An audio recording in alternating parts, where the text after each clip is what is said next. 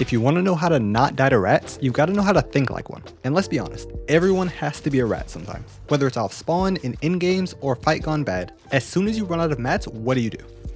Exactly. So learn how to be a rat so that you can get that refresh you need, clutch some extra placement points, or just not get your game ruined by someone hiding in a bush. First, let's look at sounds.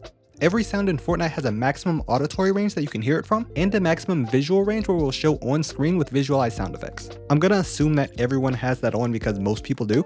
You might think they're correlated somehow, but really they aren't. Some sounds are audible for more than double the visual range, but others show on visuals before you could ever hear them. The basics that everyone needs to know is footstep sounds. Normally, all of your movement is only audible or visible when within 35 meters of the enemy. It doesn't actually matter if you walk slow, fast, sprint, jump, or even mantle. Both the sound effects and the visuals have a hard cutoff at 35 meters. The only exception is sliding, which can be seen on visuals from even further away, all the way to 60 meters. So as long as you're over 35 meters away, you can move however you want, as long as you don't slide. But as soon as you're within that 35 meters, every single thing you do will make a sound and show in visuals. I mean everything. Even just turning your camera can make a sound. That little half step your character does when you turn, yeah, it shows on visuals. When you're within that 35 meters, you have to be crouched. Being crouched hides all your movement from visual audio, but your footsteps are still pretty audible. Turning while crouched though doesn't make your character take a step, so it's not audible like it is when standing. If there's nothing going on, they will for sure hear your footsteps when crouched, but if there are other sounds covering it up, you can pretty easily go unnoticed.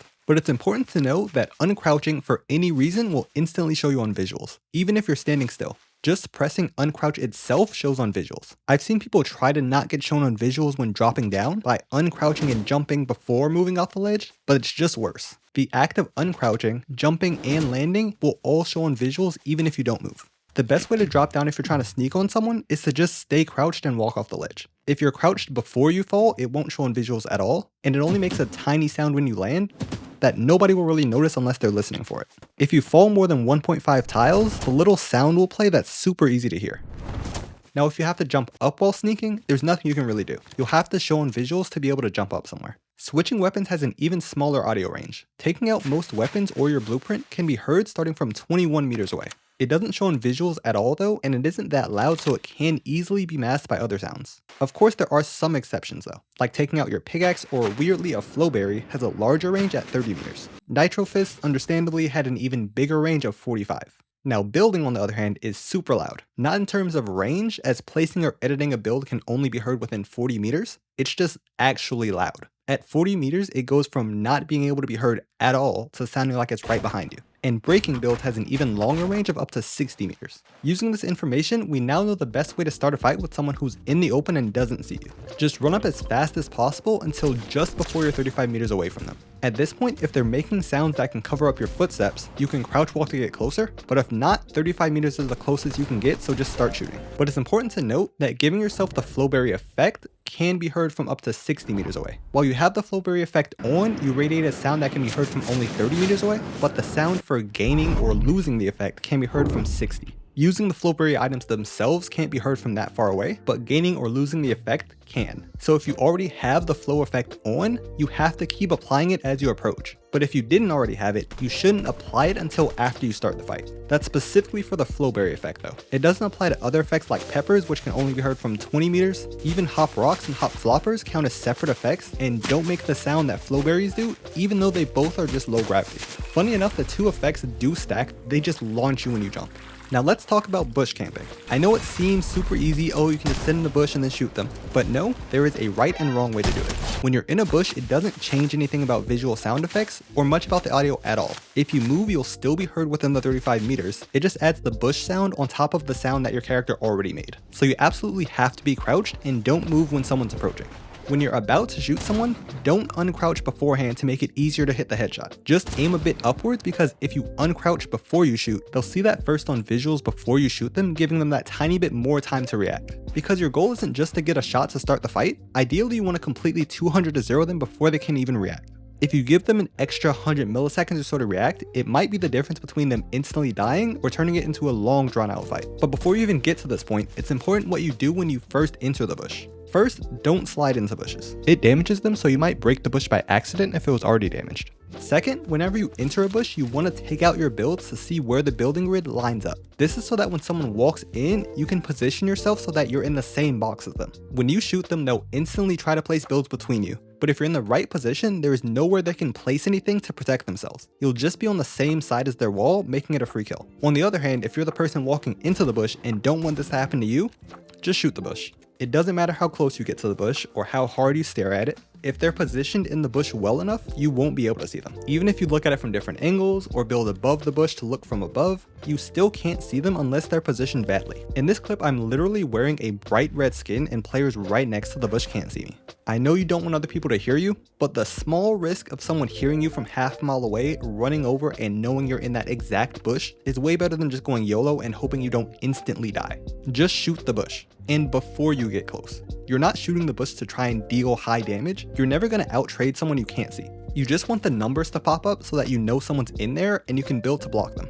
Next, let's imagine your teammate died in a fight and now it's 2v1. You've decided you either want to get away entirely or surprise kill one of them. You already know you have to stay crouched the entire time, but there's other information you also need. If there is loot that you want to pick up, you can pick up as much as you want. The sound of picking up loot only plays on your client. Nobody else can hear it regardless of how close they are. However, dropping loot does make a sound. So if you try to just scroll wheel pick up everything, the leftovers will drop, making sound. If you want to pick up something silently, you have to make sure you're only picking up what you can hold. If you need to heal, most normal healing items have a visual range of 5 meters and an auditory range of 20 meters. So that goes for things like medkits, bandages, potions, and any food items. But because you don't eat flowberries, technically you pop them, they're heard from further up to 25 meters. Things you throw like chug splashes have a visual range of 25 meters and an auditory range of 30. Weirdly though, med mist have an insanely big range and can be heard up to 80 meters away. Using fizz is technically like potions and medkits that can only be heard from 20 meters away. But because it gives you the flow effect, you'll still be detectable within 60 meters.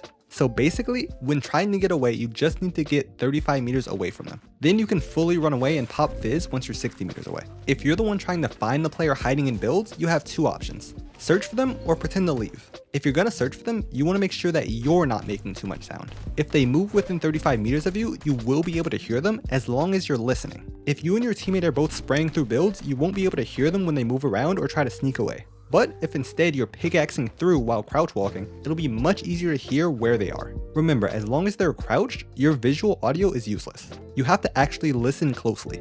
But say it's a huge fight and it would just take way too long to search it, you're probably better off leaving. If you know where their teammate's reboot card is, you can drop a single bullet or material on the card and ping it. I've talked about this before, but if you hold ping, scroll to the second page and use the help ping, it'll be a ping that never expires. That way when you leave, as soon as the enemy runs over the reboot card, you'll see that ping disappear and know exactly where they are. Next up, in Ratting 101, swantowning, also known as landing on someone.